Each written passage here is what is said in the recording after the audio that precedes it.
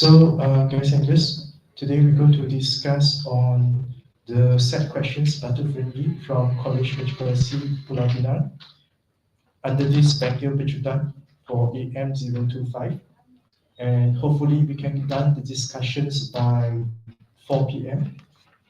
for all the 10 questions here today. Okay.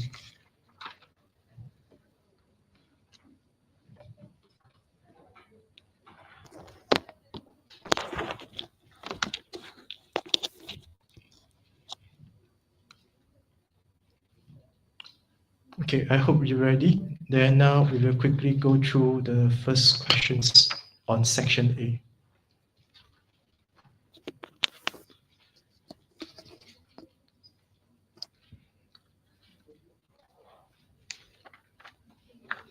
Okay. So let's see the questions now. The amount of sand packed by a machine is normally distributed with a mean of 39.3 kg and standard deviations of 0.9 kg. A bag of sand is randomly selected. So according to these questions here, guys and girls, first thing that you should see is that somehow based on the statement there,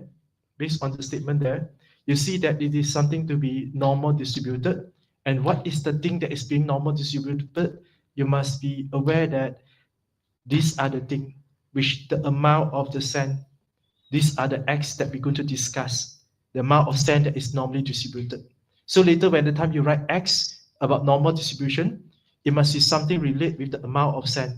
And the amount of sand here happens to be measured in kilogram. As you can see, the mean and also the standard deviations is given in the units of kilograms. So from there, by right, before you start to solve any of the questions A, B, C, you try to see whether does it relate with X or not in the questions. Like in A here, we see that we discussed about probability for the bag of sand, which is happen to be weight more than 40 kilo.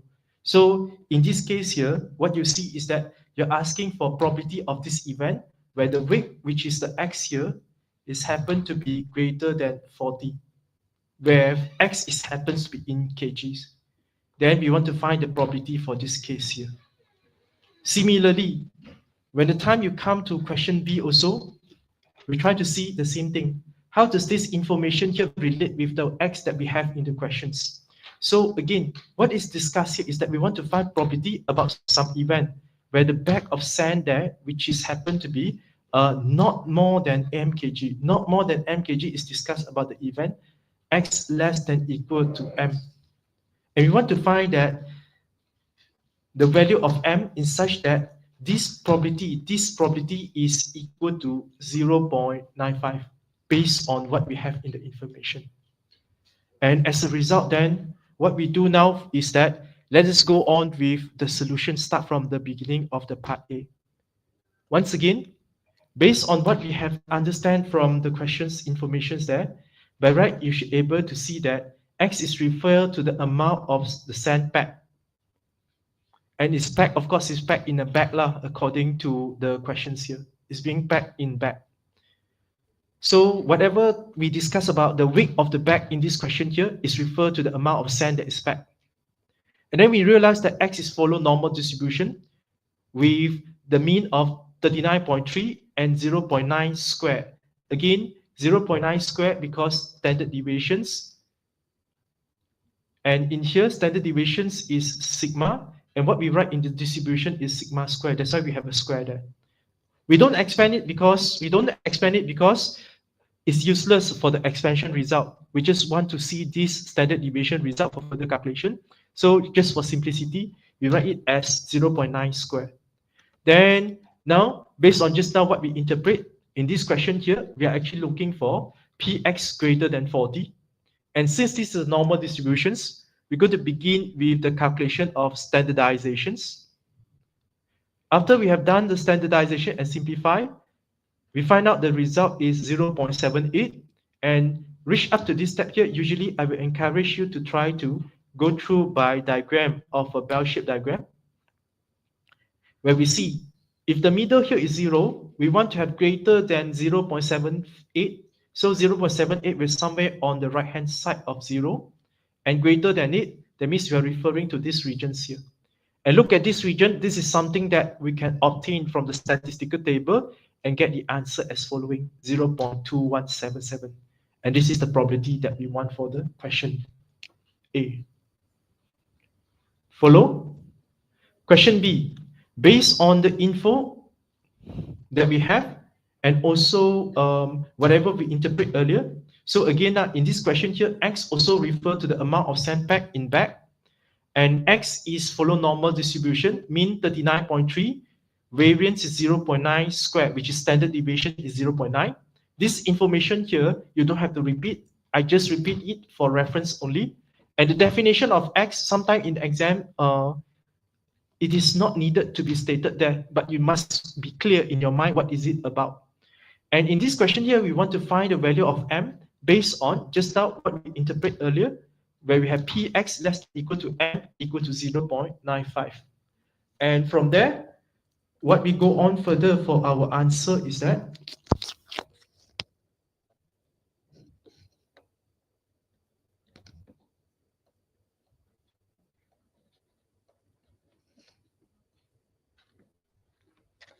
so reach until here, what we do the next is that we try to go on with standardizations.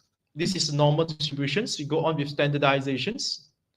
0.95 is still maintained there. Continue. What we have next is that we will continue with try to observe from the bell-shaped diagram. Remember, whenever you have done your standardization, let us try to check from the bell-shaped diagrams. Okay. Of course, if you think that this term here is too bulky for you to go on further for calculation, too complicated for you to go on for calculation, maybe you can try to think of doing substitutions. For example, let's say you consider Z is less than equal to some other letter. Let's say M is already used here. We use some other letter. Let's say, for example, I use K here. And then we try to observe from this substitution here. So where is the location of K? And don't just because you see this K here, it seems to have positive sign, then it must be on the right-hand side. It's not necessary. It can be on the left-hand side of 0, the negative value also. And let us try to see where I'm supposed to put my K based on two criteria, where the criteria are referring to the inequality sign and also the probability value. The inequality sign tells us that the region should be shaded from K all the way to negative infinity. And the value 0.95 tells us that the region is large. And I suppose I will have the regions something like this.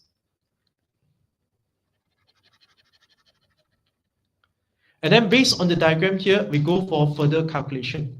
And in here, our calculations happens to be using the technique of overall minus this empty region, where overall here is 1. So we have 1 minus these regions here. So we have 1 minus this region, which is Z greater than K. And what is the K here? K is the terms that we have circled earlier. So as a result, this is what we have. And equal to 0.95. Then from there, we simplify our answer. We find out that we have Z greater than M minus M minus 39.3 over 0.9 equal to 0.05. Then from there, we go on further to search from statistical table for final answer. And if you realize, this probability here is actually referred to the regions on the right that we have it empty earlier. And this is the regions that actually we can get the answer from statistical table. So from there, what we do the next is that we check from statistical table and see what is equivalent to this value here, which is the K that we mentioned earlier. We doesn't switch it to negative K for this case here. So as a result, we search from table, and this answer 1.6449 is come from table 4 in the statistical table, the last page table on normal distributions. And then from there, We go on further to get our answer by equating these two values together and find out that finally we have our M value here is 40.78041. If let's say I doesn't round off anything for the answer, and if you round it off maybe to 2 decimal places, we will have 40.78 as the answer, correct, to 2 decimal places. Okay. Okay. Anyway, you don't have to keep your final answer with such many decimal places. Maybe you cut short into 1 or 2 decimal places will be good enough in this case here. So therefore, this is the answer we have for part A, question number 1 for the set Batu Frankie. Okay. Go on. Okay, hold on. Go on. So next, let us go for the next question, number 2. Number 2, we have these questions here regards on Poisson distribution. And guys and girls, how we know this is about Poisson distribution? Let us try to see how we get the informations. You were told that the number of emergency call received by emergency community center during a fixed time interval is distributed. It just say it's distributed, but it doesn't mention that distributed by which way. By binomial, Poisson, or normal is not mentioned. So how you know that this is distributed by what? So maybe some of you will see that we see the keyword mean. So maybe you can suspect that this is about Poisson distribution, or even some of you think about normal distribution because the keyword is mean here. So for information, in this case here, if you happen to be referred to the case of Poisson, not normal, where this is not only referred to mean, and you find out that this mean here is happen to be in the form of a rate form, satu kadar. It's not just only talking about mean of how many call, but it is having to explain in a rate form, dalam satu kadar. So it's like 10 call per hour. So you have per hour or per some time or space. Then that is the case that very high suspected to be Poisson distribution. And of course, this case is a Poisson distribution, where the mean here is referred in terms of in rate. You can try to check back on Poisson distribution question on the lambda defined. It's not just only a certain figures on the lambda, but the lambda is actually being described in a certain rate, like per hours, per meter square, the kind of situation it may happen. So in this case here, another thing, why we happen to say that this is not the case of normal is that you see the thing that being distributed is number of emergency call. This is something that is discrete. It doesn't have decimal. You cannot say that I have made 0.5 call. What do you mean by you have made 0.5 call? Does it mean that you just dial the number and then you just turn it off the phone and then 0.5? No such thing. So therefore, in this case here, this is a discrete where our X is referred to how many numbers of emergency call received, and therefore X here follow Poisson distribution, and our lambda here will be 10 if it happens to be X per hour. If the X is not per hour, is some other rate, then it may not be 10 anymore. So in here, maybe we take a remark, the lambda is equal to 10. This is for the case of 1 hour. If let's say more than 1 hour or less than 1 hour, then this rate here, we need to change accordingly. Then now we see the questions. Find the probability that the emergency community center will receive exactly 10 calls between the time 1600 and 1730. So from here, what we can see is that we can relate this number of call here with the X that we have in the case that we defined early, where X is referred to number of emergency call. So in here, we are referring to X equals to 10. And this X equals to 10, we're trying to find its probability, but be careful. This probability you want to find under which value of lambda is important in Poisson. So just now we find out that 1 hour is happened to be 10. In here, this is not 1 hour. This is 1.5 hours. If 1.5 hours, how we happen to get the answer? So the way to get the answer for the new lambda here, if you happen to be lambda equals to, you take the original lambda, divide by the corresponding time or space, multiply with the new time or space that you needed in the questions. That will be the answer that we need. In this case here, what I will have is that I need lambda equals to 15 for further calculations. So as a result, let's see, once again, let's see the solution. We must clear about the X is referred to what. And in here, the X is referred by emergency call received. And once again, this X here, although it doesn't define in the exam, does not matter, but you must make sure you bear in your mind, you know that this X is referred to what. And in these questions here, we have the X is happen to be follow Poisson distribution with the lambda as 15. And then next, what we go on further is that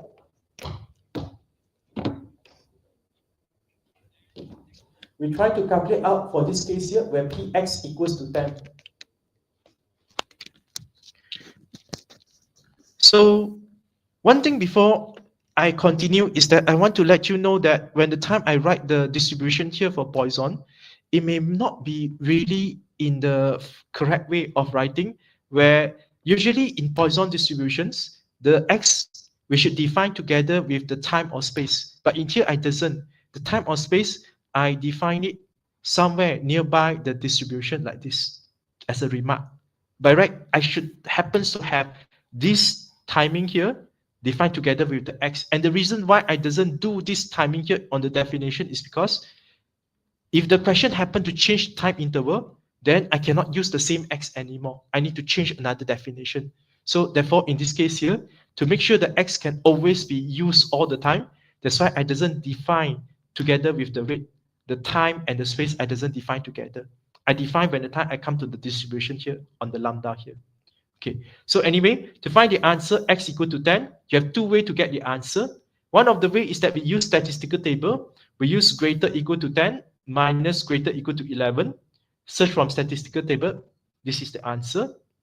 Or alternatively, you may refer to formula and press calculator for the answer.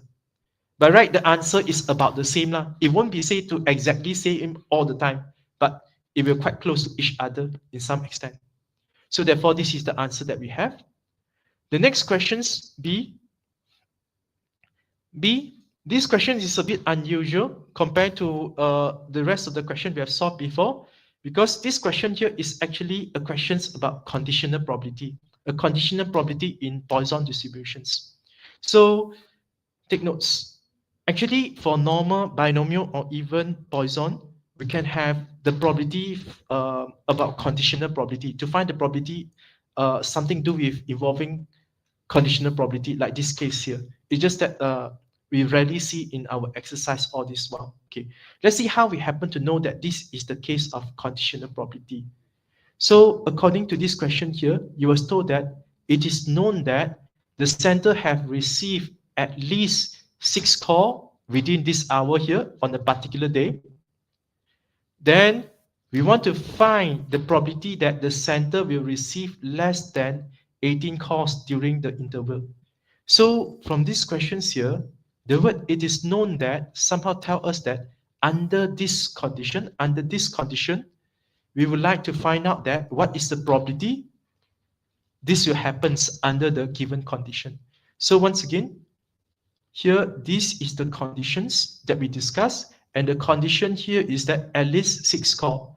According to the definition just now, we consider X is referred to the number of emergency call. So in this case here, at least 6 calls, it will refer to the case of X is greater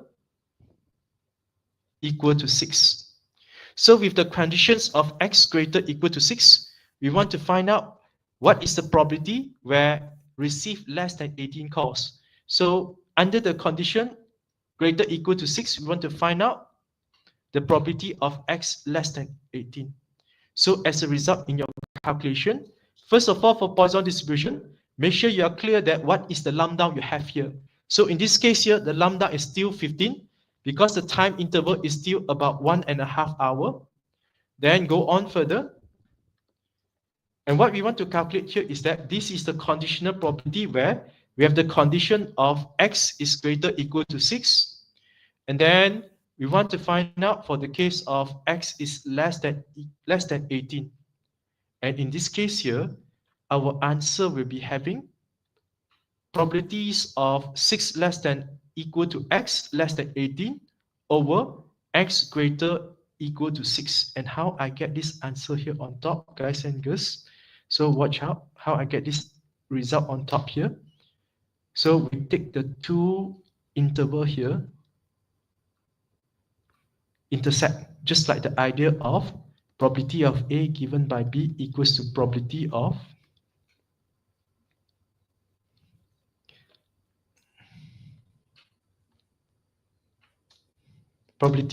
A intersect B divided by PB. So we are going to take these two events to do intersection. So just have a quick look. Where we have 6, we have 18. Less than 18, greater equal to 6. Intersect, this is the region that we want. Recall back from what you have learned before in your last semester. But you should be able to get this answer here accordingly.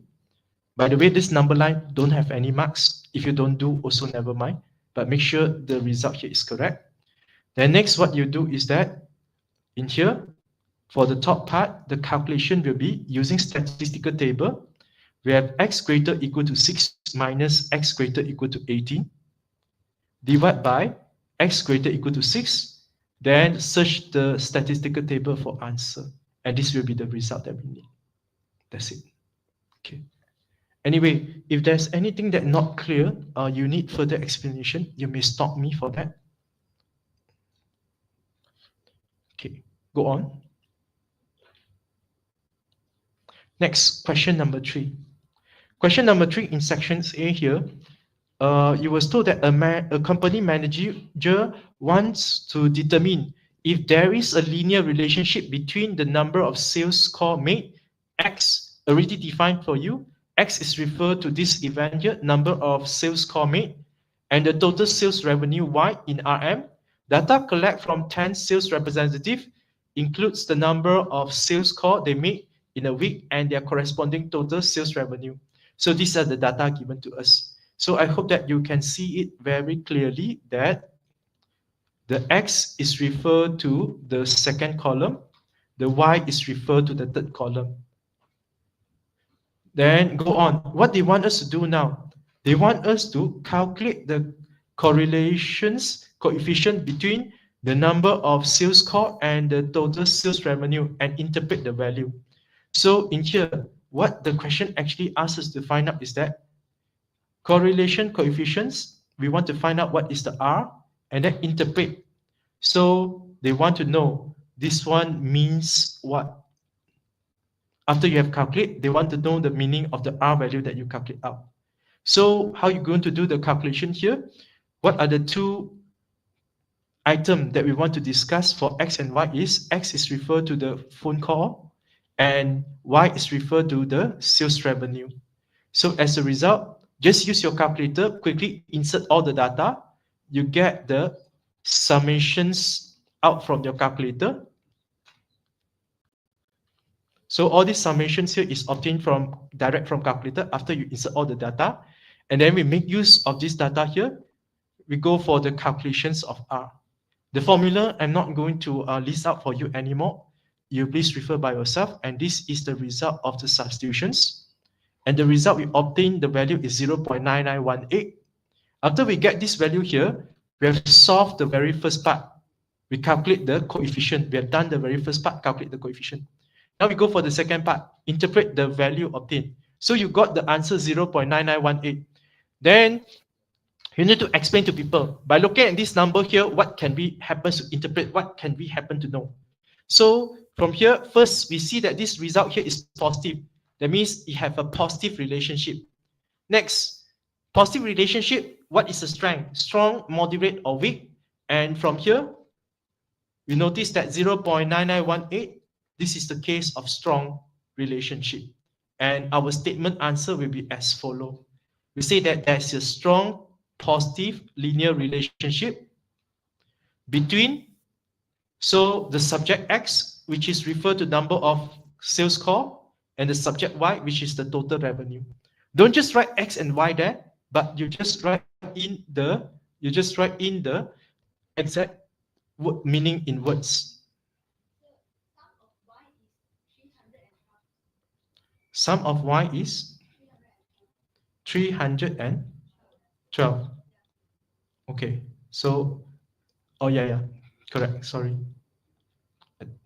There's a mistake here. Thank you.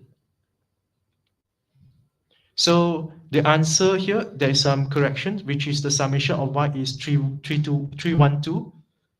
But in the calculation, it is correct lah, to be substituted. Okay. Go on. Next. Question B. In this question here, you are given the linear regressions equation, which is y equals to a plus bx, where b is found to be, so guys and girls, the value of b is given. So you don't have to spend your time to calculate again what is the answer for b using formula. Somehow lah, you need to trust it lah. Although the question may calculate wrongly, also you trust it. This is the correct answer. Then we go on for the calculation. What they want us to do, they want us to predict the number of sales call per week if the sales representative who earn revenue per week is RM 21000. So in this case here, what we happen to know is that they want us to predict what is the X, and this is something related with the Y. I doesn't directly write this equal to Y because I need to interpret properly. Sometimes the value that you see related with Y, you cannot directly substitute inside. You need to do some conversions. But somehow I know this is something to do with Y because the incident here referred to revenue, which is related to the Y. Okay. So from here, if I want to do these predictions, I need to have these equations here ready. However, I doesn't have the information for A. Before I can do any prediction, I need to solve out what is the A.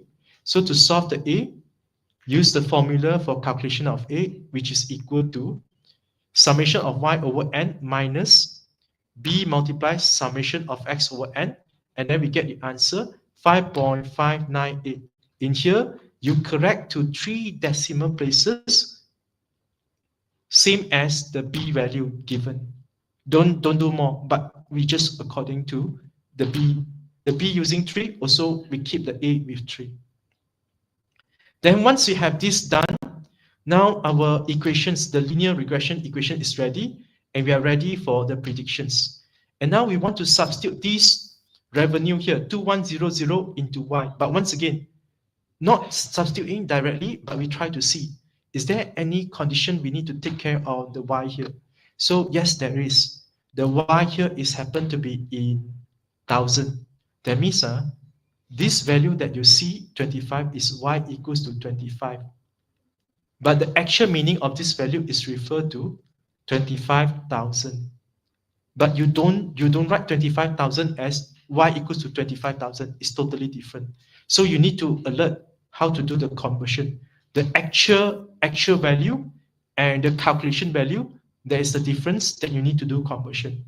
So as a result, in this case here, instead of substituting 21,000 in y for further calculation, you're going to substitute y equals to 21 only. And as a result, for your calculations, what we have now is that we substitute y equals to 21 inside the equation. We try to solve up for the x, and we find out that x, if to the nearest integer, if it happens to be equal to 10, it will equal to 10. Go on. In here, why we want to convert the x here to the nearest integer to 10? Why don't we just leave it as 10.2? Because if you refer to the item of x here, it's referred to phone call, the sales call. So the call cannot be happen to be in decimal. Unless the question is discussed about mean, discussed about expected value, then yes, we may leave it in decimal. But in this case here, no. So therefore, we say that to answer the question, there are about 10 sales call per week. So this is what we have of our answer. Your answer, actually, you don't have to write in statement here. The statement here is just, I have it written for further understanding. But by right, you just keep your answer, stop at here will be good enough. So there should be 10 sales call needed. And then interpret the value of B here. So what is the value of B here? The value of B here is actually the slope of the straight line. the slope of the straight line. And how you interpret the slope of the straight line is that, guys and girls, the idea of slope is that when the time you increase 1 unit in x, then what is happened to y? Whether y will happen to be increase or decrease, and then increase or decrease by how many units. This is the idea that we need to know when the time we consider in the interpretations. So therefore, in my interpretations here, based on this idea here, we start our sentence with talking about increase a unit in x. So we say for every 1 sales call increase per week, x is regards on sales call, x equal to 1, that means 1 sales call. So for every 1 sales call increase, the word increase need to be mentioned so that we know that tambah x. Kalau you kata for every 1 sales call per week, macam hanging situ. 1 sales call per week. 1 sales call itu increase ke decrease? Tambah ke kurang? Tak jelas. So we need to tell increase or decrease. So in here, we are using increase. And then what is the effect? What's the effect for the Y, which is the revenue? So the revenue will happen to be, there will be this amount of decrease in revenue, where this amount is actually referred to the slope value, B equals to 5.598, and convert into RM in thousand. So we have 5,598, and this amount here is positive, so it's increase in the sales revenue. So this is the idea that I'm trying to tell you, that how you do in the interpretation. Yes. 1506. Okay, sorry, again, we have made a terrible mistake in here. So B equals to 1.506. So therefore, the amount here is, sorry, really sorry, 1506. There goes the answer.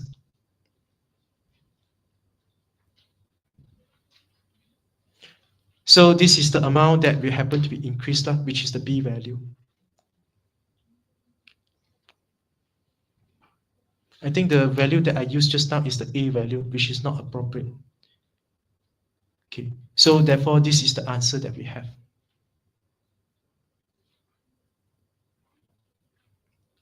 Okay, go on. Next, we go on with section B.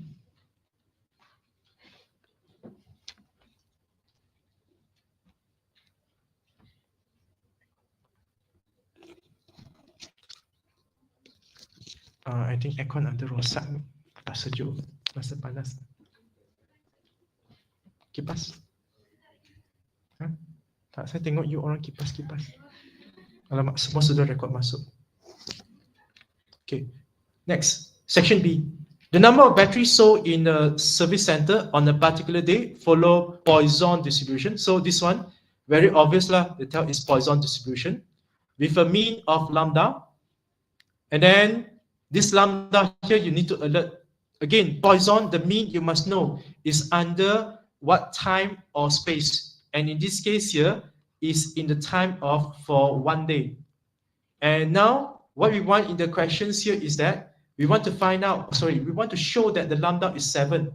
If we talk about the probability of selling exactly 11 battery divided by the probability exactly 13 battery, selling 13 battery. So the statement here is actually trying to tell us what is that when the time you take the probability of x equals to 11, probability of selling 11 battery divided by probability of x equal to 13, you have it as 156 over 49, where we have the x here is referred to the number of batteries. So this is the x that we have. So how we solve for the questions here for A? First, we identify x is the number of batteries sold. We realize that x is follow Poisson distribution, but lambda how much we have no idea. Then what we do next is that we proceed with the calculations where, like just now mentions, x equal to 11 over x equals to 13, then is equal to 156 over 49. Reach up to here, we substitute according to formula.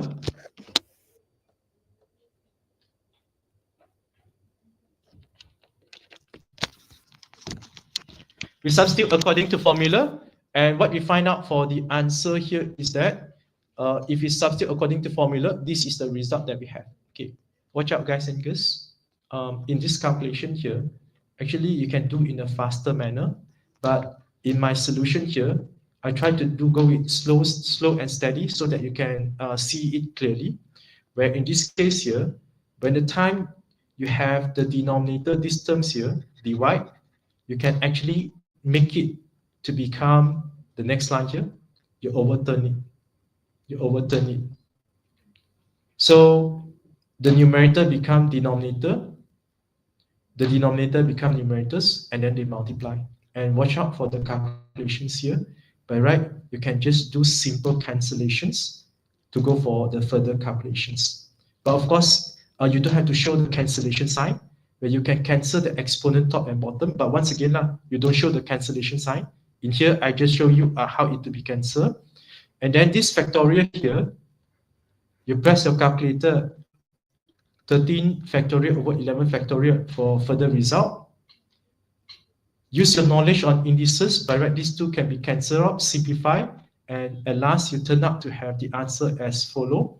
156 over lambda square equals to 156 over 49. And as a result, by right, you should be able to have the answer. Lambda equals to 49. And since lambda must be a positive answer, so you have lambda equal to 7 as the final result. So this is how we happen to show our answer. Okay. The word invade there, you don't have to write down in your solution. This is just explanation why we are choosing the positive answer, because lambda cannot be negative. Lambda usually is talking about a number of something. So in here, the number that we refer is number of battery. The number of battery, bilangan battery, supposed to be positive value only. It cannot be having negative value. It doesn't make sense to have negative value of battery. So go on. Question B, what we have in these questions here is that on a particular day, calculate the probability that the service center sells between 5 and 14 battery inclusively. So guys and girls, we want to find probability the battery being sold, which is the X we discussed here. Okay. And I want you to watch out for today's this case here. You see the word between 5 and 14 battery. So between, by right, you have 5 less than X less than 14. However, for today, there is a special case. Whenever you see this word here after between, inclusively, that means not only less than, but we need to have equal. So the inclusive tells us that include 5, include 14.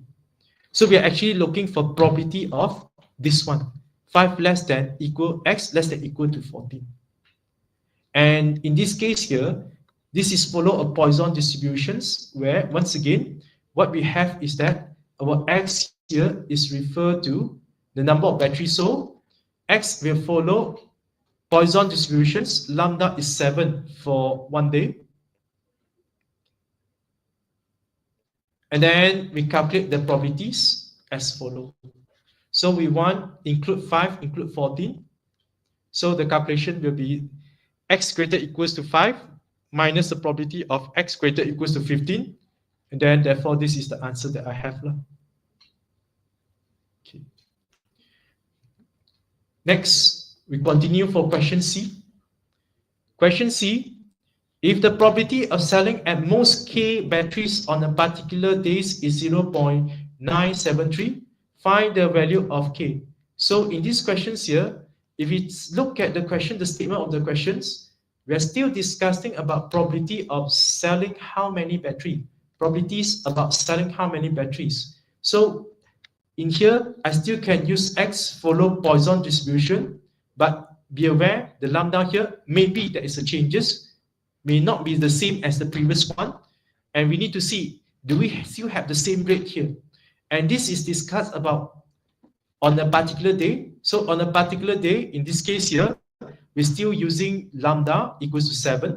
And under this distribution here, we want to find out the value of K such that X is less than equal to K, because they say at most K, paling banyak K, tapi Tak boleh lebih daripada K? Boleh sama tak? Boleh. At most. Boleh sama tapi tak boleh lebih. And this probability is 0.973. And we're going to base on these informations here and then try to get our answer for K. So as a result, again, definitions for X, the probability distribution that we want to refer, and we start our solution with this one. X less than equal to K equal to 0.973. Continue.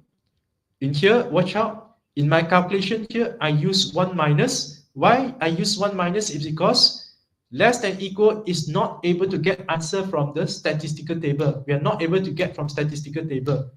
And I believe some of you doesn't write the stat in red. Because, for example, if let's say I know a particular value, X is less than equal to 2, you will just directly write as 1 minus probability of X greater equals to 3. Maybe some of you learn this direct way here. But just for information, I want you to somehow remember, who knows this is useful for you. Whenever you do the calculation of using 1 minus like this, no matter the case originally is less than greater equal what? Discrete or continuous, the idea of 1 minus in this way here is always correct in the way that the X term is still the X term, the K term is still the K term, the inequalities, we will change directions, and either one of them will take the equal sign. So this is how we get the answer, so that it will always happen to correct, no matter discrete or continuous. If you somehow remember this one in green here, then you may make a great mistake in the case of continuous, like normal distribution. It doesn't just happen to be +1 like that. If you don't really understand the idea, but you just memorize. So anyway, in this case here, the one in red is still not useful, not helpful, because we have greater. Greater is not able to get the answer from statistical table. What we actually need is greater equal. So I suppose the one we need is 1 minus X greater equal to K plus 1. Okay, then next, how we happen to know or confirm is K plus 1? Why not just K itself? Why not just K minus 1? So what you can do in this type of situation, you're not sure, try to make some assumption like here. What if you put some number on the K there? Try to see the changes of this K here. Let's say we consider K equal to 2. So less than equal to 2, when time you do minus, 1 minus, you got X greater equal to 3. So what is the changes from 2 become 3? We plus 1. So therefore, this is the case of K plus 1. So this is how we happen to see the logic, see the changes. Simplify our answer. Check from statistical table under lambda 7. We're supposed to have the answer K equals to 12 as the final answer. So this is how we get the result. Go on. D. Find the probability that exactly 18 battery is sold. I think there is a typing error here. Supposed to be are sold in 3 working days. Give your answer correct to 3 single figures. Okay, guys and girls. In here, please be aware on the case here, the time frame have changed. As you can see, is in 3 working days. In 3 working days. So instead of referring lambda equal to 7 for 1 days, now I need to refer the lambda equals to what for the case of 3 days. So 1 day is 7, but 3 days is very obvious, 21 lah. So the definition that we're going to use to solve the question is still similarly with the previous one. Just that now the lambda has changed. Where we have X is referred to number of batteries sold. Then X follow Poisson distribution, lambda is 21 in 3 days. Then our calculation is exactly 18 batteries. So how we have our calculation here done is that we want to find X equals to 18, but lambda refer to 21. So the answer, if using statistical table, we have greater equal to 18 minus greater equal to 19, and then we solve for the answer. Of course, if you don't like to use statistical table, you prefer to use formula to calculate, can or not, of course you can. So the answer using formula for calculation is just like this, substitute accordingly, and you get the answer. Should be the same answer for both of them in this case here. Okay, so this is how we happen to get the answer. And please, again, in Poisson distribution, always alert. The lambda may change from one question to another. So don't always use the same lambda for calculations. Especially when the time you find out that the lambda value, for some lambda value, you can't get the answer from statistical table. Then you need to start to be alert. Something is not right there. Go on. Question number 2 in section B. So in this question here, we discuss about the case of discrete random variable. So discrete random variable in our syllabus, nothing much lah. Basically, what I can tell you is that you always remember the fundamental idea on discrete random variable, which is sum of all the probabilities is always equal to 1. So in this case here, the sum of the probability is referred to all this that I circle here. You sum up them, it should be equal to 1. And this is the fundamental idea for us to solve most of the question in our syllabus. According to the questions here, they give you this information and tell that this is a discrete random variable.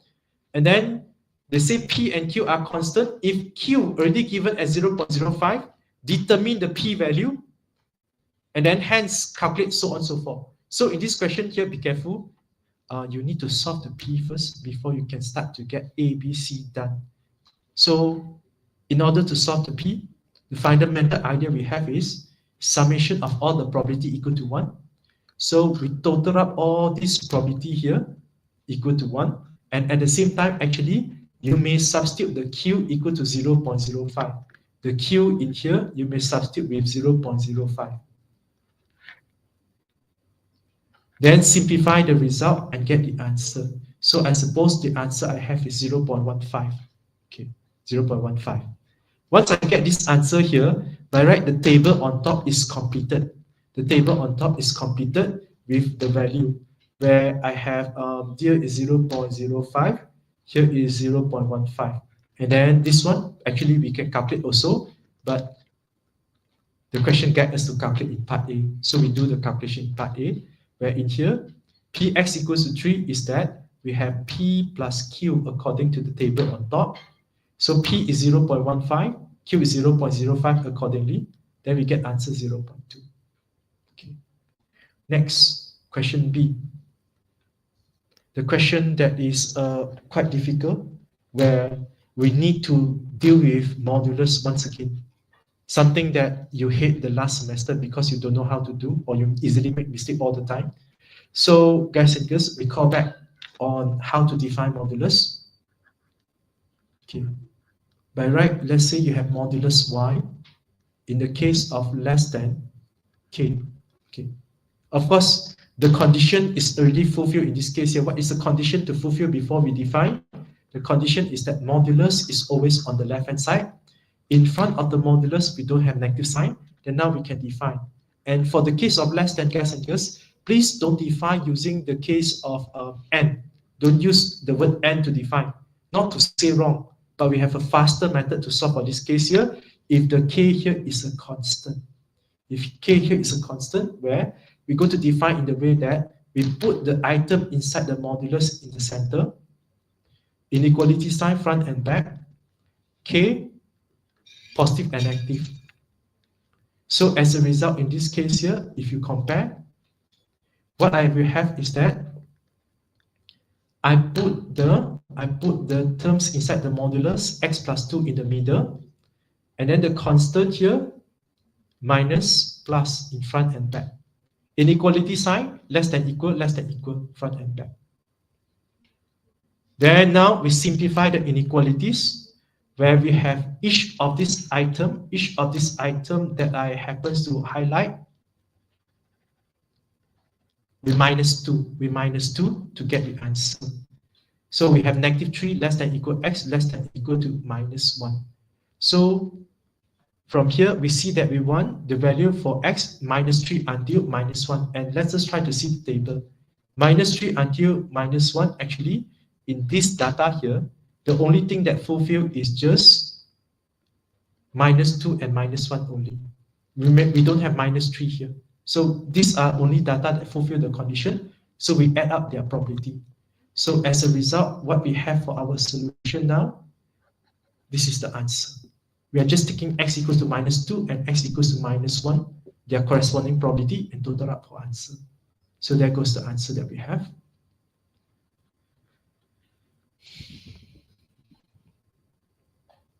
Okay, continue. Number three in these questions here, mass of grade C apples are normally distributed with a mean of 200 gram and standard deviation of 12 gram. So once again, now in these questions here, by right, if you read, you see the word normally distributed. Something is being normally distributed. What are the item or what are the event that happen to be normally distributed? Is the mass of the grade C apple. The grade C apple is normally distributed. And if let's say you want to define the variables, by right, the mass of grade C apple will be corresponding to X. It's normally distributed with a mean of 200 grams. So this is the mu, and then standard deviation is sigma. Then now what we want to do is that show the probability that the mass of a randomly chosen grade C apple is between this weight is 0.86 when time correct to 2 decimal places. What is actually happening in this question is that they actually want you to show the probability of certain item have this value. So they want you to show the probability of certain event equal to 0.86 if correct to 2 decimal places. And this one's supposed to be final answer. It cannot appear start from beginning. So your calculation later, it should be something like this. You start to calculate probability of something, and then at the end of the calculation, you find out it's 0.86. This is what they want in the show. And what is the event we want here? The event will happen to be between 186 gram and 224 grams. So how we solve that? First, identify what is the X. X follow normal distribution in the following way. Again, 12 square, not just 12, but 12 square, because the 12 here is standard deviation sigma. In distribution, we write sigma square. You don't write 144 because it's useless, it's meaningless to expand it. And what we want here, we want probability of X from 186 to 224, but does not include both of these n value. Why does not include? Because the word between only, so not include. Follow standardizations, simplify the standardize. And once you have done the standardization, guys and girls, once again, we try to observe from bell-shaped diagram to identify the further calculations, how we go for the further calculations. So in here, I have negative 1.17, I have 2. According to this interval, we are referring to this area. And to get the answer of this area, we're going to use overall 1 minus the 2 empty region. Where the first empty region here is actually referred to the case of Z less than minus 1.17. The other one is the case of Z greater than 2. So as a result, we have the calculation as follow. 1 minus the probability of these two. Okay, of course, some of you doesn't write in this way here. Some of you are smart enough that you can, for this part here, you directly do conversions to some region on the left. So on the right. This is region on the left where statistical table does not help. But some of you, maybe you're able to change this directly.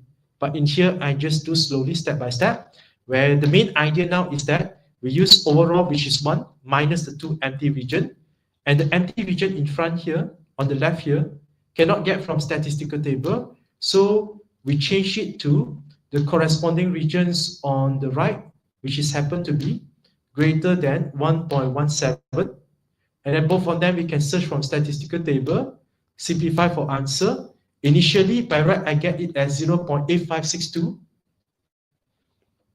However, the question asks for 2 decimal places, so I round it off, should be 0.86 if correct to 2 decimal places. Then, therefore, we have done the proving, we have shown the answer. Okay, go on. Question B. Question B in this question here is not just about asking you to find probability of certain mass only, but they need you to think, to make decision based on the situation here. So let's see. A delivery grade C apple is inspected. The delivery is rejected if the probability that a randomly chosen grade C apple have a mass more than 230 grams or less than 176 grams. What happened here is that the delivery is rejected under the condition mass is more than 230 or less than 176 grams. And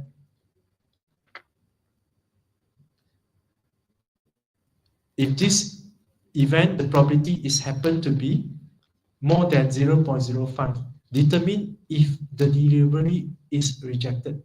So after read all this, right, you need to think actually what the question actually asking for. Look at the last sentence. Determine if the delivery is rejected. So that means kita nak tahu reject ke tak. We want to know, is it rejected? So you make the decision rejected or not, you try to see the condition where the probability should be more than 0.05, and then it will happen to be rejected. And probability about what? Probability about this particular event. So in other words, in your calculation, what do you do is that you try to calculate the probability for more than 230 gram or less than 176 gram. What is the corresponding probability? And then we make decision. So as a result, again, according to the same definition of X distributions, now we want to do the calculation to make decision. We want to do the calculation for X greater than 230 or X less than 176. And this probability with a or, and break it into probability plus probability, where the or here as if like the case of union, and this union case here is actually union of two mutually exclusive events, where the first event and the second event cannot happen at the same time.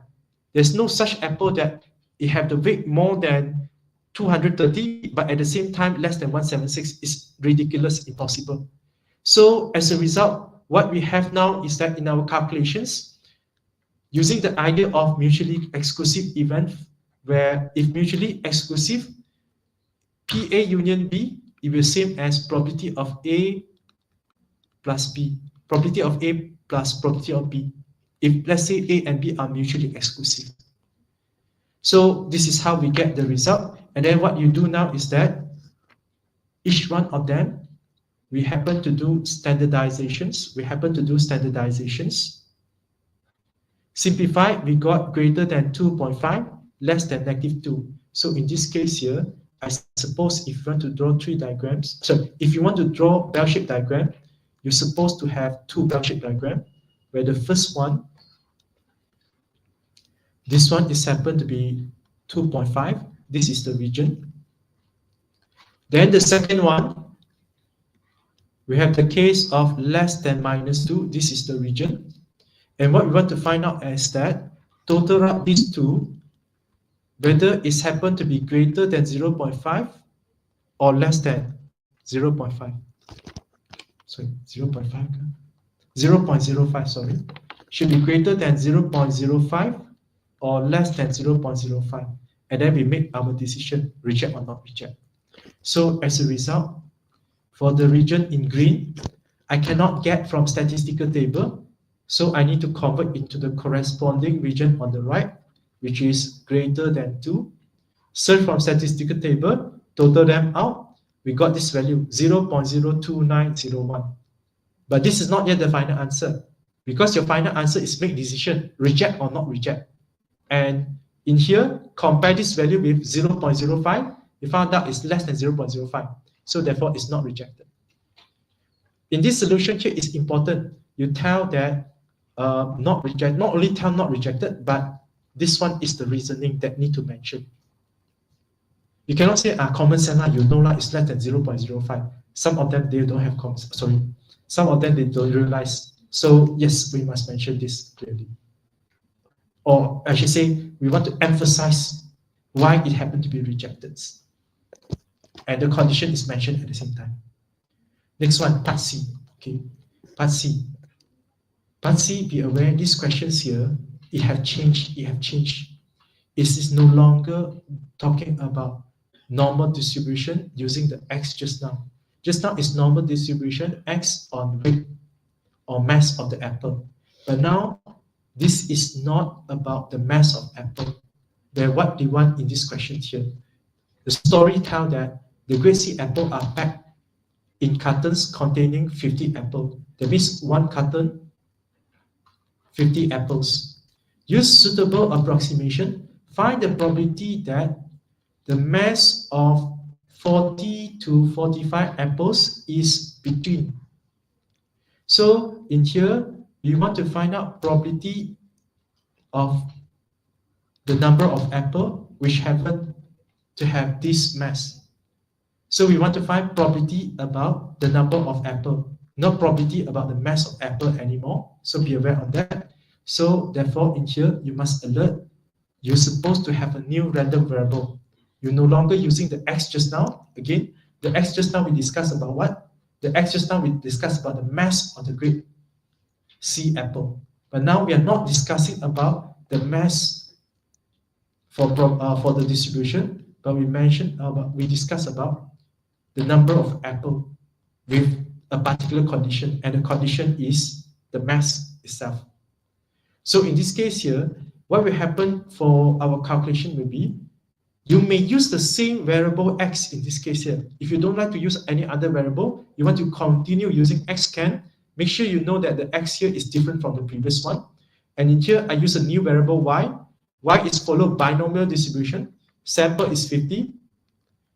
And probability is 0.86. Where do I get this answer here? If you realize, the probability for this event here, between 186 and 224, we have done the calculation in the previous part. We have proved in the previous part. So we just use this previous answer for further calculations. And now, what we want to do is that, with this distribution, we are interested to know that we want to find the probability of 40 to 45 apple. That means we want to look for this one, probability of 40 less than y less than equal to 45. 40 less than equal y less than equal 45. We want to find the answer for this probability. And in these questions here, please alert, although some of you may claim that, hey, just 50 is not good enough to do approximation. I can just solve using a formula or statistical table, whatever you can. But the question very clearly states that using suitable approximation. So somehow you must use approximate. Even though the condition is not met, if the question asks you to use approximation, then you use approximation. So if must use approximation, before I can solve this probability, I need to find out what is the corresponding mu and also sigma square. And this is my answer of the calculation of mu and sigma square.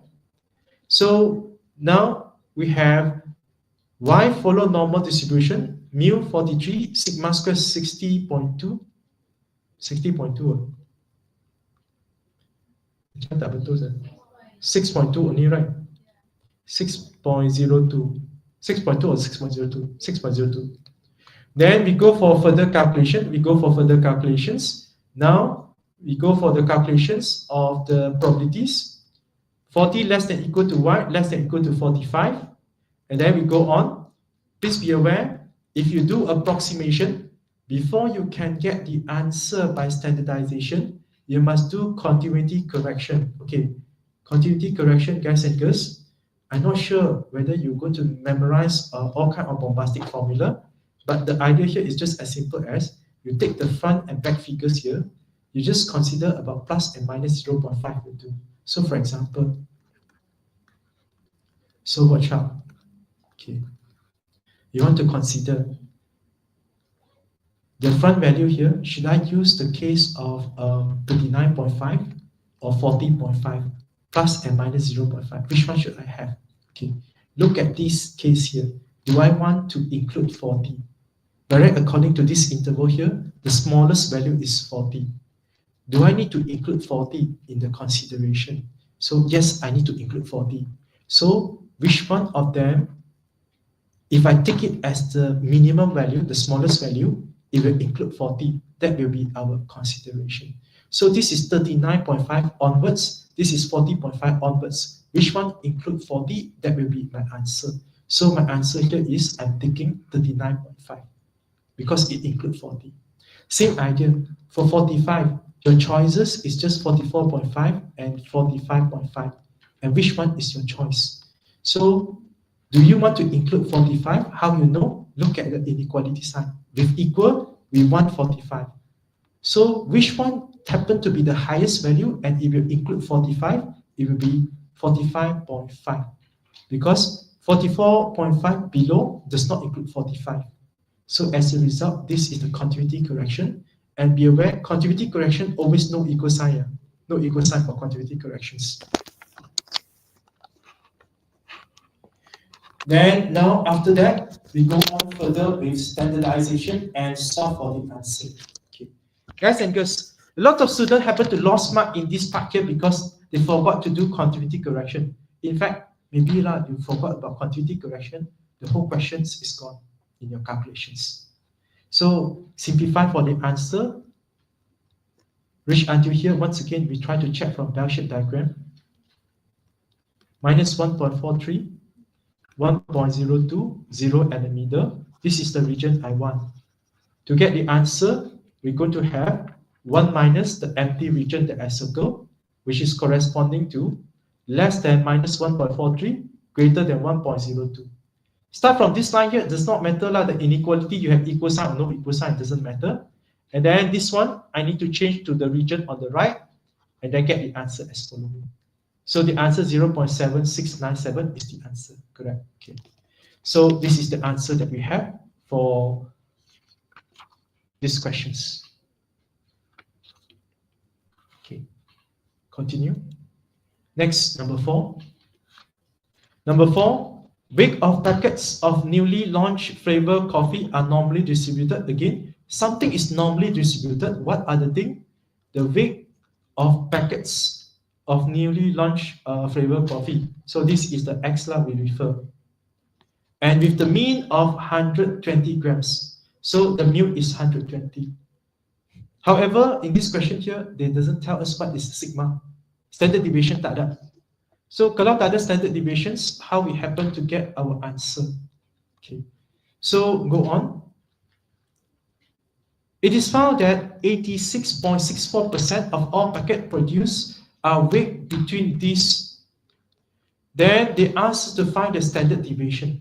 So somehow this sentence here must have something to do to get the answer of standard deviation and what we can interpret. So the incident can relate with the X here is this one, the weight here, where we see that between 117 gram and 123 gram, that means 117 less than X, less than 123. This is the event discussed here related with X. And how about this percentage here? This percentage here, if you convert into decimal, therefore this is actually the probability of this event. So we're going to use the probability of this event to get the answer for sigma. So as a result, guys and girls, first of all, you must clear in this question here what is the X. X is the weight of the packets of coffee in grams. X follow normal distribution, but sigma how much we have no idea, and we are going to calculate out the sigma, which is the standard deviation, by using the info we interpret just now. The probability of this equal to 0.8664. So we proceed further with our calculation with standardization. The standardizations here we may not be able to totally simplify, because we have a sigma there, that we can't simplify. But if you try to further simplify the answer, we find out that we have negative 3 over sigma, less than Z, less than 3 over sigma. Which up to here, once your standardization is completed, we try to observe from bell-shaped diagram. Okay, watch out. When the time the Z score is unknown, like this, maybe it's difficult for us to determine, hey, how should I put the location of the Z score? So guys and girls, in here, think logically. You see, you have 3 over sigma. One is plus, one is minus. By right, they have the same value but opposite sign, satu positive, satu negative. If in the standard bell-shaped diagram, what you happen to see is that by right, one of them is on the left, the other one on the right. And which one is on the left, which one is on the right? Look at this inequality. By right, this is a smaller one, this is the larger one. So smaller one on the left, larger one on the right. And I want this interval to be investigated. And guys and girls, if you happen to observe later in our calculation now, we have 1 minus the empty region. And these two empty region is actually happen to have same size. Because the figures is the same, but just opposite sign. So as a result, what we have now is that we go on further with our calculations. So I have 1 minus the left-hand region, the right-hand regions. Then once again, the left-hand regions, I can convert into the right-hand regions, same as this one. So therefore, what you see now is that z less than minus 3 over sigma now turn to become z greater than 3 over sigma. Simplify the answer, 1 minus 2 times of z greater than 3 over sigma. Simplify further. We have the answer as pz greater than 3 over sigma equal to 0.0668. And once again, from here, we check from statistical table. I get the answer sigma is 1.5. Then I should be able to get my answer equal to 2. So the sigma, which is the standard deviation, is equal to 2. And to be specific, the standard deviations here, is supposed to be considered as 2 gram. Because standard deviation actually have unit. The unit is same as the data which is the x. Okay, go on. Next. A quality control manager will reject, again now we talk about reject or not, reject the packets of flavor coffee if it's found that the weight is less than, so the condition to reject is that if less than 115, then we reject. So find the probability that it will be reject. So in this case here, actually, they ask us to find probability, reject. What is the condition for reject? The weight is less than 115 gram. So in other words, in these calculations here, the probability that we want to find is the packet is rejected, and the condition to be rejected will be x is less than 115. So just basic calculations only. Standardize, simplify. After simplify, check with bell-shaped diagram. You find out that this is happen to be the region that we want to investigate. But this region is happen to be on the left. This region is on the left. Something that we cannot get from statistical table. So what we do now is that we try to find out the corresponding region on the right. And in this case here will be positive 2.5 on the right, and it will be z greater than 2.5. This answer here can get from table, and the answer is 0.00621. Okay. So this is what we have for the answer for these questions here. Okay, go on. Question number 5. Okay. Question number 5 in section B. Again, you are given a table regarding x and y. X is referred to the hours, the number of hours students spend to study per week. Then y is referred to the final exams score. And the data is given as follows, x and y. Okay. Now what they want to find in these questions here.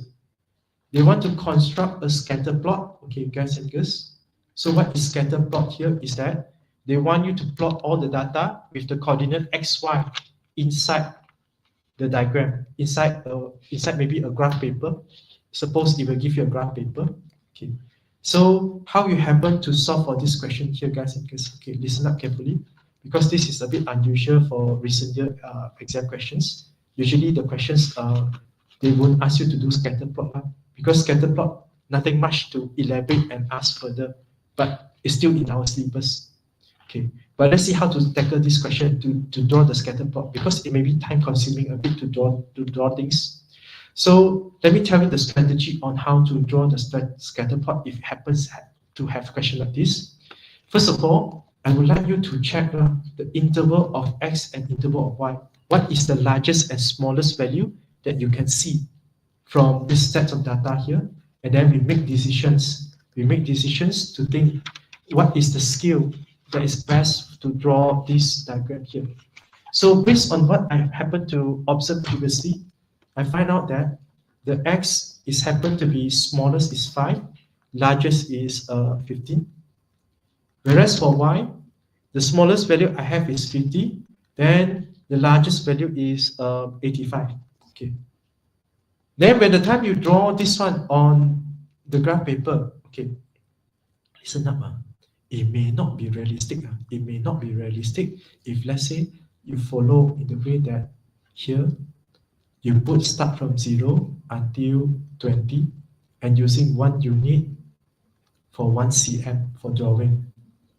And also even verse for y. You cannot start from 0. If you start from 0 like this, you find out that your point all crammed to one little small part here. Then you cannot answer further question.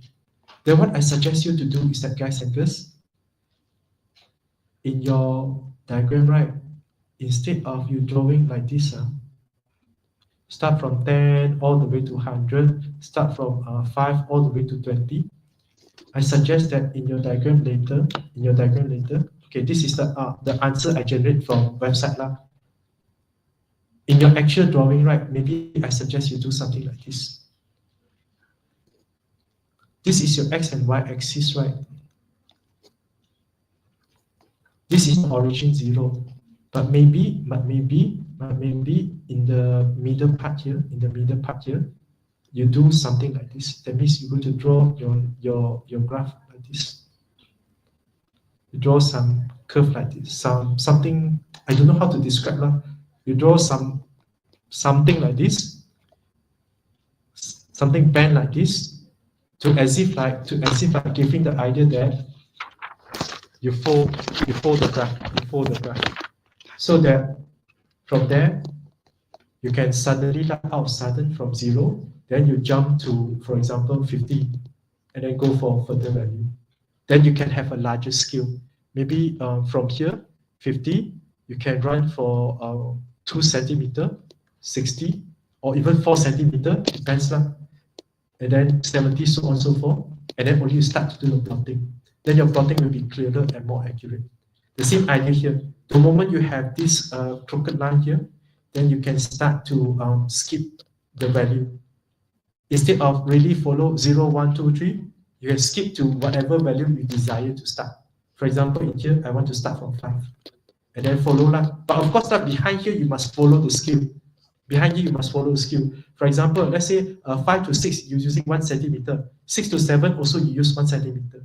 And then you draw the plotting. That will be the idea of drawing. Okay. Anyway, I hope that this question will come out in the exam because it's really time consuming. And I suspect that will come out in the exam because this time is e-marking. If you do this question, you need to have extra paper.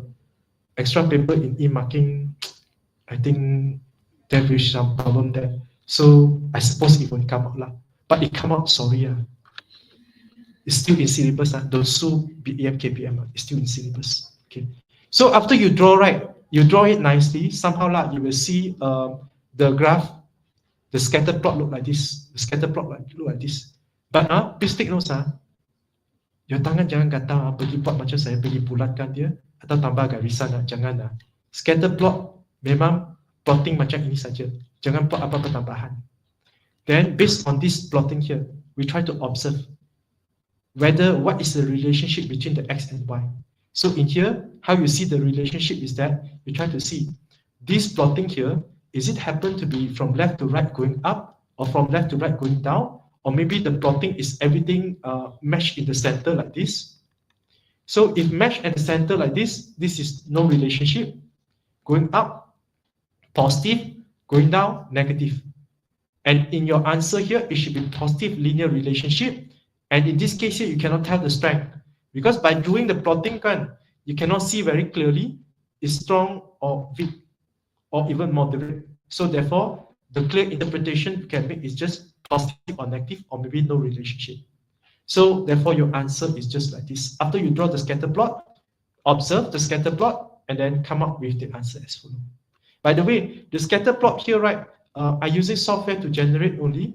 By right, you need to label what is this refer to, the Y, the X, so on. You need to label, not just like that. Okay, done. Next, calculate the coefficient of determination and interpret the value. Coefficient of determination, which is actually the R square. After you get the R square, interpret. So how to get the answer for R square? Again, spend some time, insert all the data in your calculator, find out all the sum and copy it down from the calculator. So I suppose this is my value. Hopefully I doesn't have any mistake here. Please check. Then next, we're going to do our calculations for R square. Okay, guys and girls, alert. These questions here, I suspect many of you will make mistake because you happen to calculate R only for answer, because you're so used to calculate R only all the time. So make sure you're alert. You need to calculate for R square. So even though you start the calculation with R, after you get the answer, please kindly square it and then get the result. Okay. But today in my answer scheme here, I directly square the whole functions.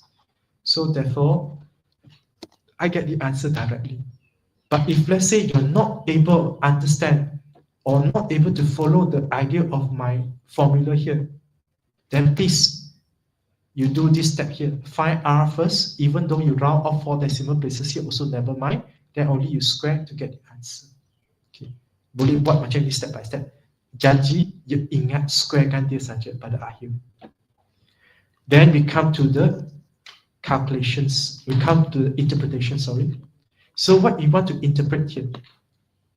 So what is R square about?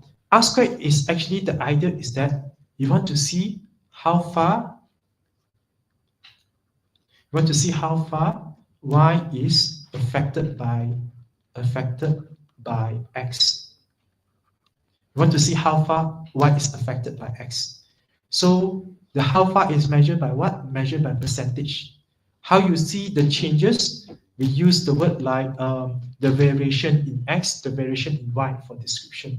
So as a result, you take this one change to percentage, you will have 90.94%. Then changes in Y,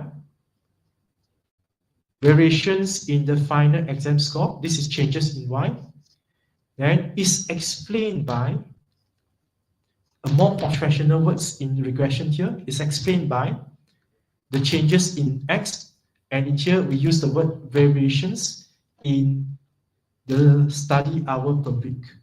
So basically, like you can see, the structure of the sentence, like what I have underlined here.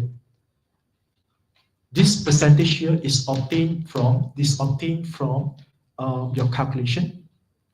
This part here that I underline is according to the event of Y that you have in the questions. It's explained, it's a fixed word all the time. Then the variation in the X. So somehow like you see more examples, you'll see that the structure of the sentence is somehow looks like that only. But again, student may have mistake because they forgotten to mention the variation in. Imagine tanpa perkataan variation, ayat itu jadi 98.94% of final exam score is explained by the study per hour. Apa benda itu? So we need to tell what you want to actually emphasize on the exam score. You want to say the changes of the exam score is affected by the changes of the study week. So the word variation needed to be there. A better word compared to changes. So please be aware. Finally, we use the least square regressions equations. Find the least square regression equations in the form of Y equals to A plus BX. Round A and B to 4 decimal places. So this one nothing much lah. You just calculate according to formula. using the sum just now, correct to 4 decimal places.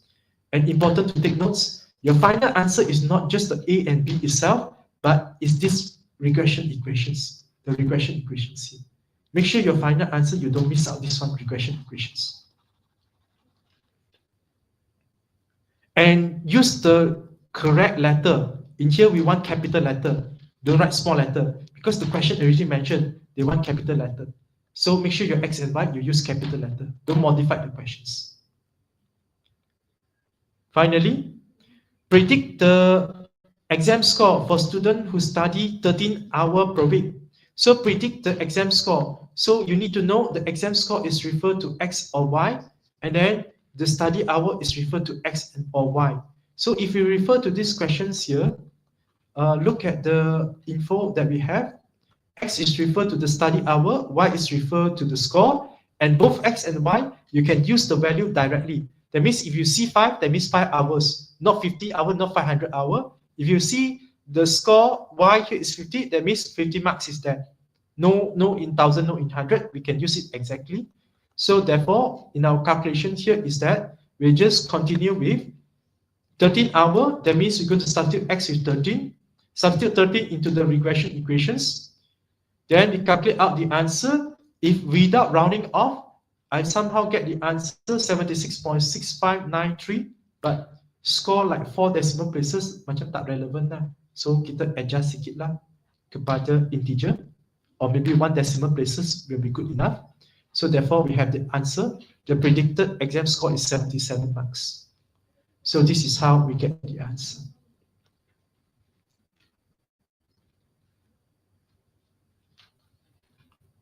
Okay, go on. Okay, last 2 questions. Okay, probabilities. Question number 6 in section B. A survey is implemented on 400 students in a private university in order to collect information on popular choice of minor subjects, language, statistics, and finance by students of various major subjects, various major of study, mathematics, accounts, and economy. The following table describes the data collected. Okay, this table is a very nice table that you have all the information ready, as well as the total. Okay, so guys and girls, listen carefully. By the time you happen to solve the question on contingency table, I hope that you can make use of the advantage on contingency table. But I believe some of you memang tak boleh, because you're so used to memorize formula that you have done previously. But in here, I hope that you're alert lah. By the time you read contingency table, first, your focus is mainly on this part here. The numbering that is nothing to do with total. The total need to be standby there in case we need it for reference. So next, sometime I will suggest you to copy back this table here in your solution, because we want to, on the table, we define the event. So for example, mathematics, I use capital letter M, A, E, language, letter L, statistic, tolong jangan pakai S lah, kalau boleh, kita pakai letter lain. Kenapa I don't want to use S? Because we want to reserve for sample space. Unless the question dia pakai S, okay, sorry lah, kita surrender, kita ikut soalan.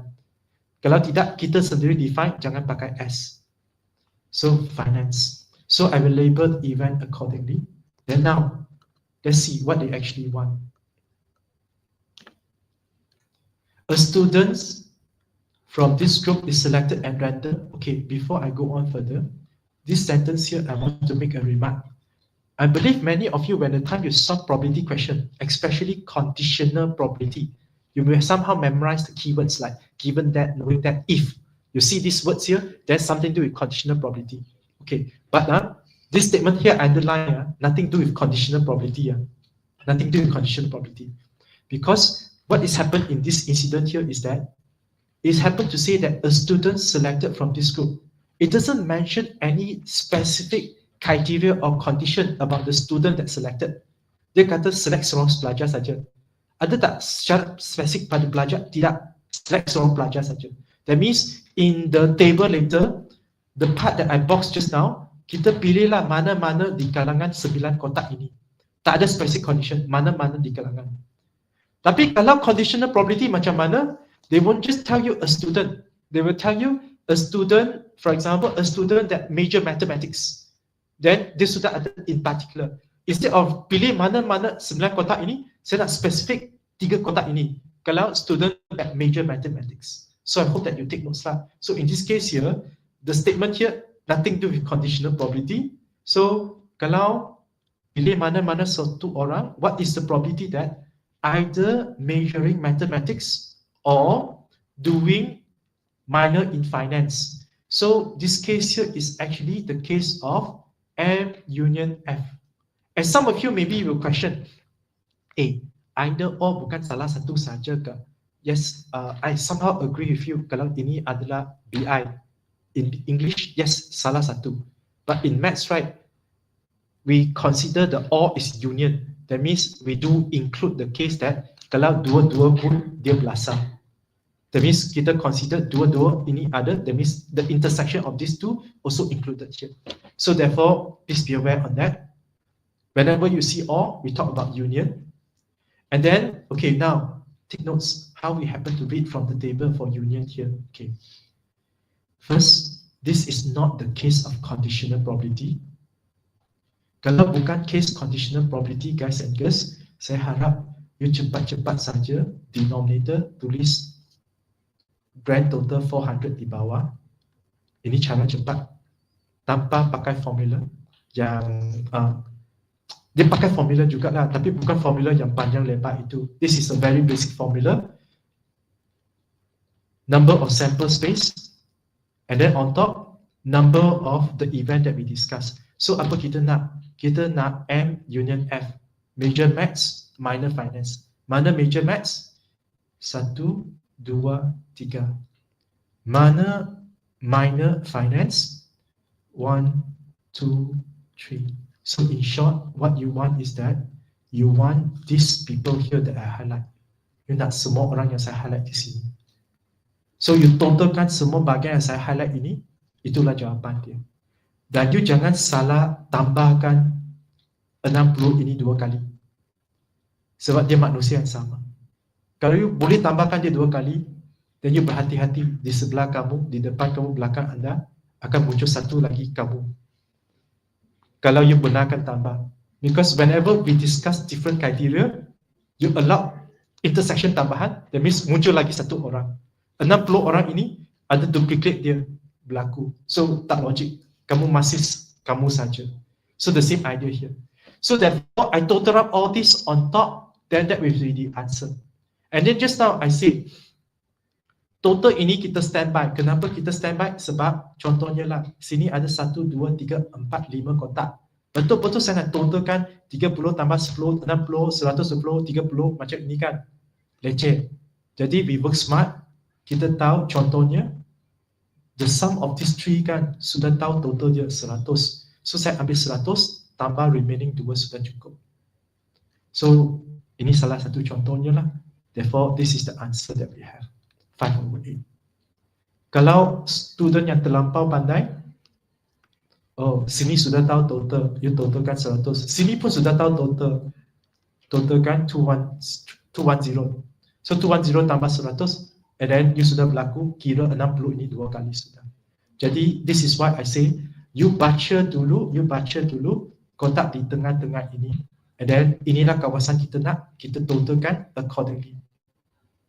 So that you tak akan lebih total. Kalau you main hafal formula, you akan baca total terus, and then dia akan berlaku kawasan ini you total 2 kali. Tak betul sudah. So therefore this is the answer that we have. This is the quick way to get the answer using contingency table. This is the advantage of contingency table. You pakai formula yang PM plus PF minus intersection itu tak salah. Tapi sebenarnya ada cara lebih senang, lebih cepat. Dan konsep tak salah. Continue. What if now I want the case of non-mathematics students who does minor in language? Bukan matematik tapi buat minor in language. Again, when the time you solve contingency table, the first thing come into your mind, determine adakah ini conditional probability ke tidak. Kalau bukan, jangan ragu-ragu, terus ambil 400 letak di denominator. Dan apa perkara atas kita nak? Bukan matematik, tapi minor language. Bukan matematik, minor language, maksudnya kita nak M prime intersect L. Bukan matematik intersect dengan L. Tengok dalam table ini, mana kawasan bukan matematik and then intersect L. So, bukan matematik adalah 6 kotak ini. At the same time, dia adalah L. So, it will be tinggal kotak yang saya highlight warna kuning saja. So, kita nak kawasan kotak yang warna kuning ini saja. So, the answer will just happen to be total up these two kotak over 400 will be the answer. Habis cerita. You don't have to go for panjang lebar punya formula to get answer. It's very short and simple to get from the answer from the table. Okay. Okay. Now, next, C. C, finally, we discuss about conditional probability. Okay, listen carefully on conditional probability.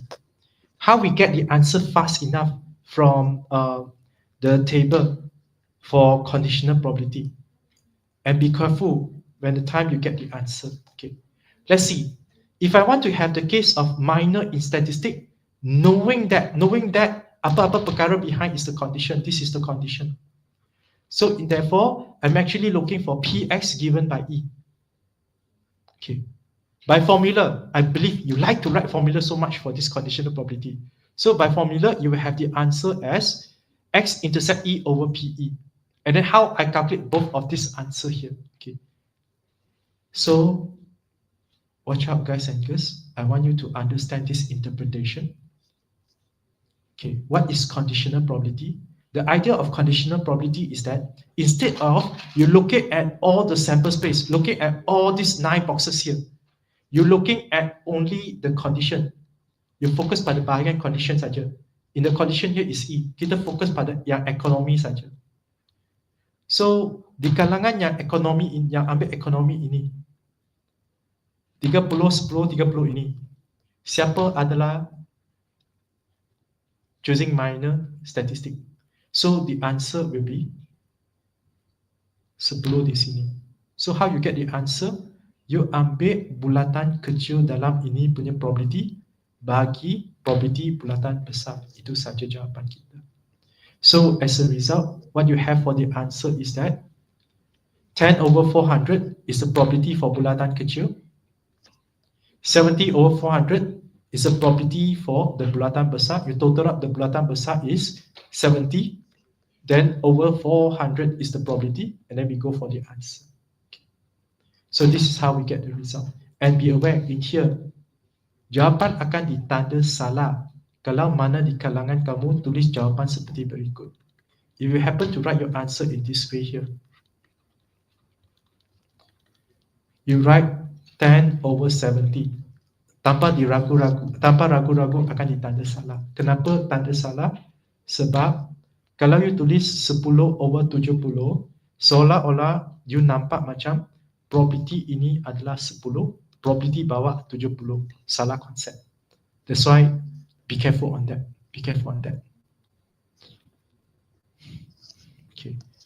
Idea 10 divide by 70 kan, in some extent nak kata salah, tak boleh dikatakan salah. Tapi bila you tuliskan formula macam ini kan, terang nampak you salah konsep lah. So please be aware on that.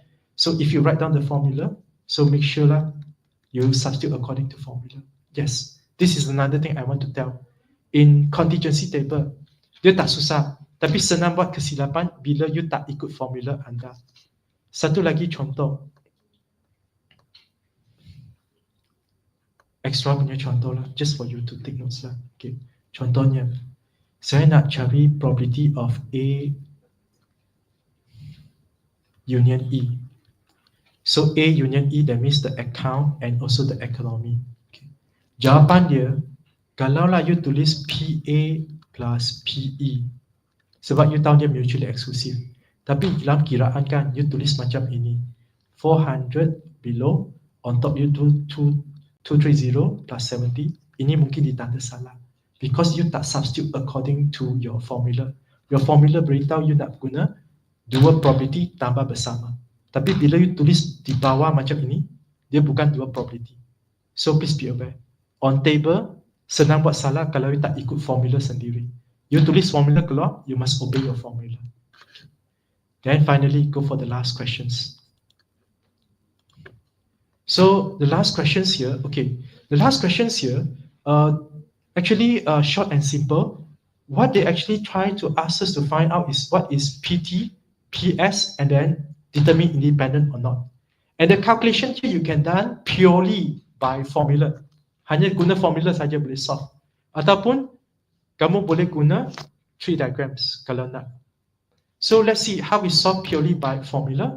Question A, they want us to find out what is PT. So how can I find the answer for PT using this info here is that, for example, you look at this conditional probability. What we find out S given by T is actually equal to S intercept T over PT. So mungkin formula ini sudah boleh bantu kita cari jawapan untuk PT sudah. So as a result, your answer seperti berikut sajalah. Dengan cepatnya saya bagi jawapan. This is how you get the PT. Habis cerita. How about PS pula? Macam mana kita dapat jawapan untuk PS? Apakah formula yang kita boleh pakai? Okay, guys and girls, in this case here, mungkin some of you akan fikir, oh PS patutnya pakai cara yang sama. So guna ini, maka you cuba elaborate. Tapi start, masih tak jumpa S dekat mana. You don't see the PS there. Then how you get the answer for PS, guys and girls? Whenever you start in this type of formula, bolehlah you spend sikit masa look at diagram, Venn diagram. So kita ada S, kita ada T. So what you want to find out now is that you want to find out what is PS. Kalau you perasan, PS is combined from two things. One of them is this one, which is happen to be S intercept T. The other one is this part here, which is actually is S intercept with T prime. So kalau you cari probability of S intercept with T prime, tambah dengan S intercept with T, you should be able to get the answer. And where can you get this one?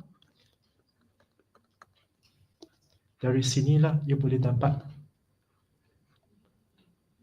So in your calculations, what you can do here is that, guys and girls, kiraan saya buat di sini, maybe you can try to have your calculation start with, okay, yang ini saya tak ada lah, jadi saya perlu buat secara manually. So bersabar, tengok tulisan saya yang tak berapa elok sini. So I start with this one. So what we know is this is actually S intercept T prime over PT prime. So this is T prime equal to 7 over 13. What is PT prime?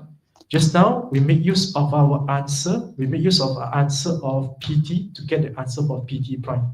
But before that, I want to rearrange the equations so that it will look neater to solve.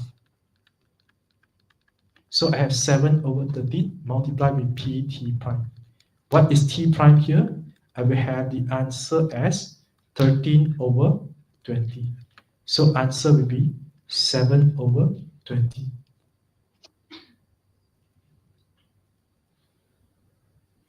Betul, betul.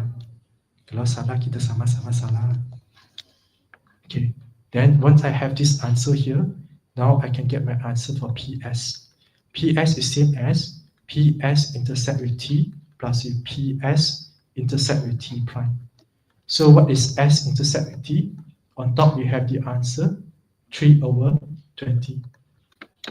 3 over 20. 3 over 20 plus 7 over 20. So answer is 1 over 2. There goes the result. Ini salah satu cara saja. Ada cara lain. So kalau you sudah siap tengok, cara lain ialah seperti berikut. Saya tak mahu explain sudah, you tengok. I start from this formula. On top, how I get this answer? PS minus PT intercept S over 1 minus PT prime. So, macam mana saya boleh dapat formula seperti berikut? dari sini ke sini. Cuba you rujuk balik diagram di atas. Cuba you rujuk diagram di atas. Ini adalah yang warna kuning inilah T prime intersect S. T prime intersect S sama dengan you ambil S tolak intersections. Then we substitute all the info that we know accordingly.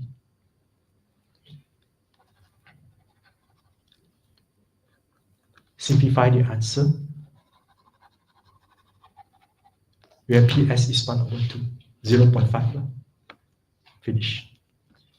Finally, independent or not, guys and girls, please make sure you don't start your calculation. Jangan terus start your calculation PT intersect S equal to PT multiply PS terus. Macam ni salah terus. Because determine whether, tak pasti lagi.